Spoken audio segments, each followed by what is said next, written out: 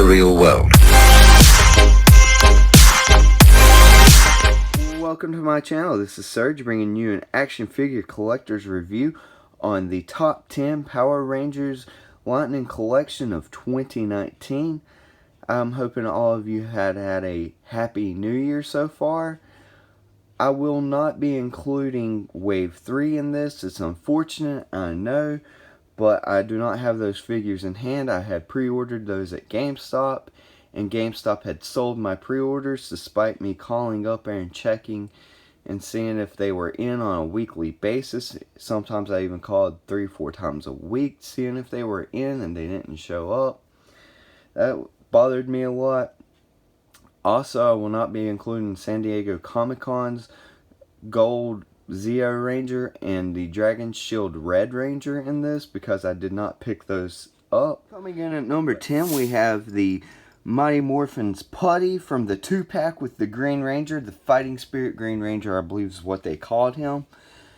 I really like this figure. The articulation is on point. He would have made it higher on the list if his paint applications would have been a little bit better. Like a darker wash over the face would have been nice. Maybe some darker tones and throughout his body would have been great. But all in all, I think this was a great execution to this figure, and I'm hoping that Hasbro releases a 2-pack. At the number 9 spot, I'm giving it to Dino Charged Red Ranger. Any of these figures from this list could have easily have been number 1 this year, but Hasbro has really put their heart and soul and showed that they've cared about the Power Rangers brand. It doesn't matter if you're a fan of Mighty Morph or if you're a fan of Beast Morphers or anywhere in between. Like, they've really set the bar high for themselves, and it shows with these figures, especially with Dino Charged Red Ranger. You get a great amount of accessories. You get his alternative head sculpt. The sculpt work in his arms is really nice. His sculpting in his chest is great. His paint applications are on point. I mean, his helmet sculpt is great. He sets very well on a shelf. Number 8 spot, I'm giving it to Psycho Red and Psycho Blue.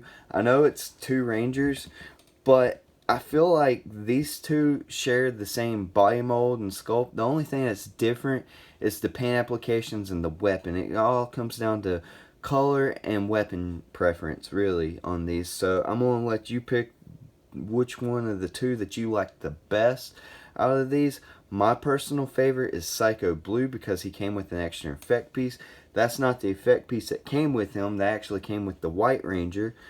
And I gave the White Ranger his effect piece because I just felt like Blue went better with the Psycho Blue Ranger. Regular to this channel, you know that this guy was going to make my list. But coming in at number 7, we have a pair. We have the Walgreens exclusive Dragon Shield Black Power Ranger, and he is sharing his spot with the Fighting Spirit Green Ranger. And if you wanted to, you could even throw in the San Diego Comic-Con Dragon Shield Red Ranger if you wanted to.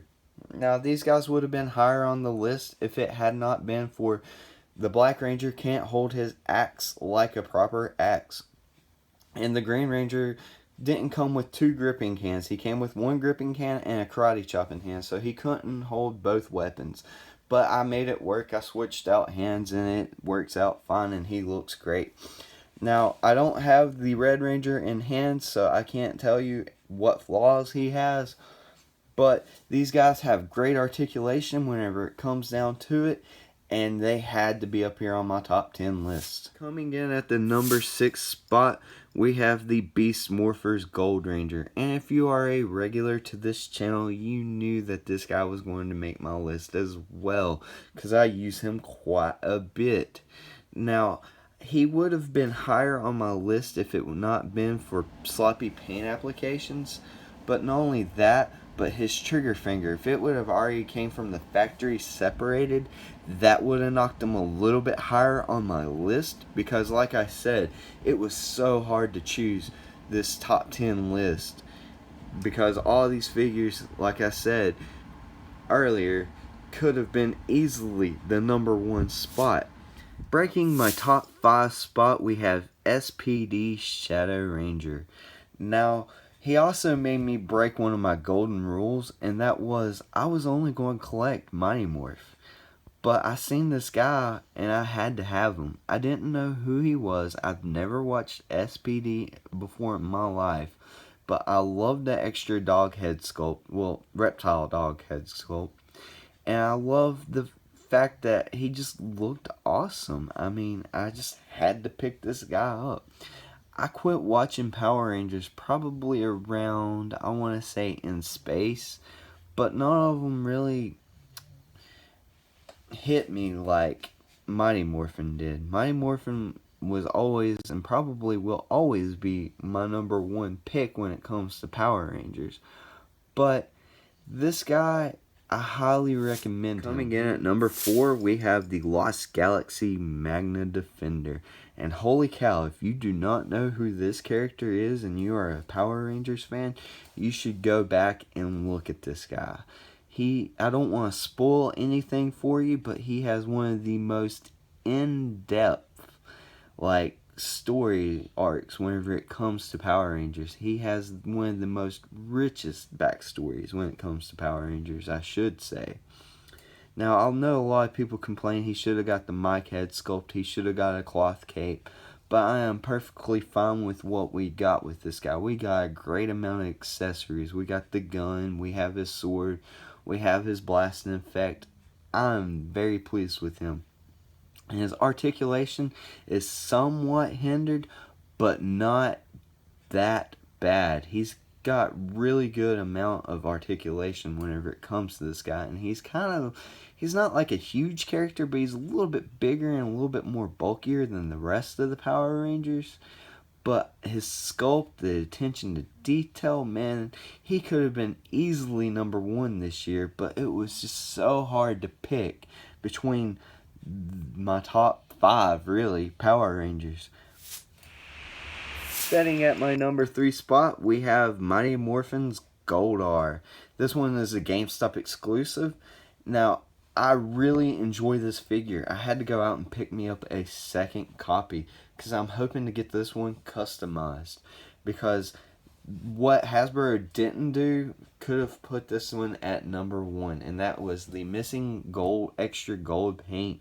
Now, if he would have had that and a slight little bit darker plumber face and maybe some more paint detail on his sword, he would have been setting a lot higher. Now, his paint applications on his wings with the dry brushing, I love.